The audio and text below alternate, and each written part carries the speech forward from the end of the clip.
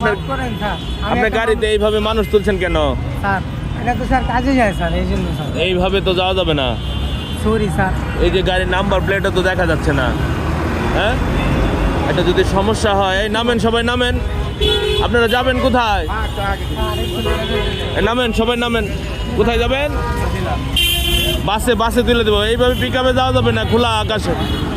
একটা দুর্ঘটনা ঘটলে নামেন, নামেন।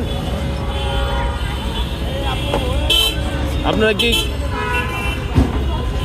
এইভাবে একটা অ্যাক্সিডেন্ট হইলে হ্যাঁ হ্যাঁ এটার কষ্ট তো বুঝবো আপনার ফ্যামিলিরা।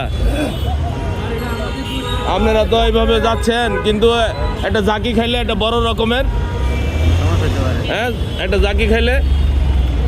এখন তো হাইসা হাইসা যাচ্ছেন, বাতাস খাইতেছেন, ভাল লাগতেছে। যখন পইরা যাবেন ব্যথা পাবেন শীতের মধ্যে। এই জন্য না, সব কিছুর সিকিউরিটি আছে। আপনার দায়িত্ব, আপনাকে এই দায়িত্ব আপনার যারা নিয়ে যাচ্ছে তাদের। একটা ক্ষতি হয়ে গেলে কেউ দায়ভার নেয় না। নামেন চাচা, নামে পড়েন। ড্রাইভার কই? এইভাবে আপনারা উঠবেন না, আপনারা বলবেন যে কোম্পানির আন্ডারে কাজ করেন, তাদের বলতে হবে তো এইভাবে যাব না। এইভাবে গেলে একটা ক্ষতি হইলে তখন